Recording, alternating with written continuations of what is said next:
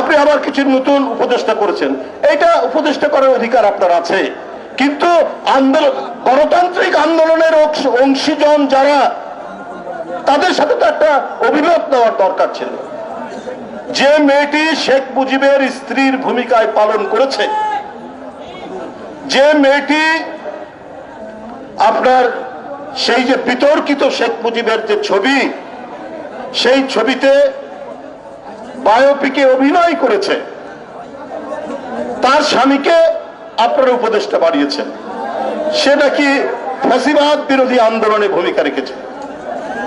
ভাই, আমি এই আন্দোলনে, ছাত্রদের এই আন্দোলনের 5 তারিখের আগের দিন 4 তারিখ পর্যন্ত আমি রিমান্ডে ছিলাম পুলিশের। এই যে ভাবি দাঁড়িয়ে আছেন, আমার ভাতিজা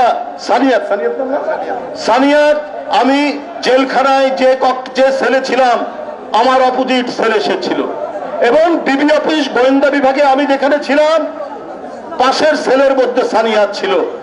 আমি অবাক হয়ে গেছি, আমি বিস্মিত হয়েছি। মায়ের কি মানে নার্ভ, তার যে স্নায়ুর কত জোর।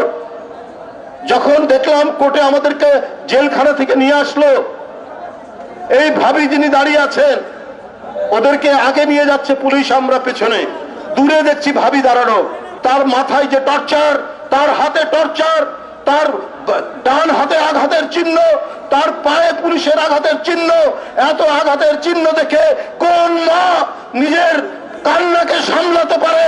অথচ এই ভদ্র মহিলাকে দেখেছি, তিনি চোখ দিয়ে একটা পানি না ফেলে ওই সন্তানকে জড়িয়ে ধরে বলছে যে তোরা গণতন্ত্রের জন্য লড়াই করছি, তোরা ভয় পাবি না।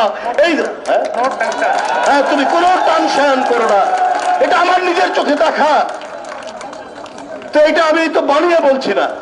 এই ধরনের মায়েদের জন্ম হয়েছে বলেই আজকে শেখ হাসিনার মতো ঘাতক, নিষ্ঠুর, রক্ত পিপাসু একজন নারী দেশ ছেড়ে পালাতে বাধ্য হয়েছে। কারণ তাদের সন্তানদেরকে তারা তৈরি করেছেন অদম্য সাহসী এবং বুক পেতে স্বৈরাচারের অত্যাচার বরণ করার। দেখুন, এই এলাকা 5 বার এমপি হয়েছেন বরকতুল্লাহ ভুলু ভাই, এই এলাকার এক সুযোগ্য সন্তান। আমি তার রাজনৈতিক কৌশল, আমি তার জনগণের মধ্যে তার যে ঘনিষ্ঠতা, আমরা ঢাকায় মাঝে মাঝে একসাথে আড্ডা মারি কোনো রেস্টুরেন্টে। হঠাৎ দেখি সন্ধ্যার পর চলে যান, ভুলু ভাই কোথায় যান? বলে ঢাকায় তো প্রচুর নোয়াখালীর মানুষ। এই আমার এলাকার একটা ছেলের, একটা বাচ্চা, এক পরিবারের বাচ্চা ছেলের মুসলমান, কারো বিয়ে, কারো আকিকা, কেউ হাসপাতালে মুমূর্ষ অবস্থায়, কারো 40, কেউ মারা গেছে, লাশ নিয়ে আসবে নোয়াখালীতে, ভুলু ভাই নাই, সেখানে গিয়ে হাজির। এই যে নিজের দেশ, নিজের কনস্টিটিউয়েন্সি, নিজের জেলার প্রতি তার যে মায়া মমতা আমি দেখেছি, এটা খুব বিরল, এটা খুবই বিরল, আমি অন্য খুব কমই দেখেছি।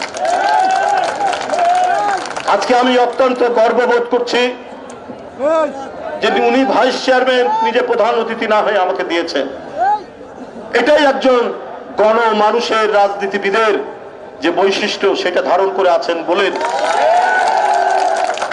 যে কোনো প্রতিকূল পরিস্থিতিতে ভুলু ভাইকে নমিনেশন দিলে, একমাত্র আমি মনে হয় যে বেগম খালেদা জিয়ার পরে যার জিততে পারেন তিনি হলেন বরকতুল্লাহ ভুলু ভাই। আজকের এই স্বল্প সময়ের মধ্যে এত বিশাল, আমি যতদূর দেখা যায় শুধু মানুষ আর মানুষ, এত মানুষের সমাগম দিয়ে এত বড় বিশাল সমাবেশ সফল করার জন্য, সার্থক করার জন্য যারা কাজ করেছেন, প্রত্যেকের প্রতি আন্তরিক প্রীতি এবং শুভেচ্ছা জানাচ্ছি। ভুলু ভাই, ভাবি, নোয়াখালী জেলার সভাপতি, সাধারণ সম্পাদক এবং কামাখ্যা সহ এই এলাকার সভাপতি, সাধারণ সম্পাদক সহ সকল অঙ্গ সংগঠন, বিএনপির নেতৃবৃন্দকে আন্তরিক শুভেচ্ছা জানিয়ে আমার বক্তব্য শেষ করছি। খোদা হাফেজ।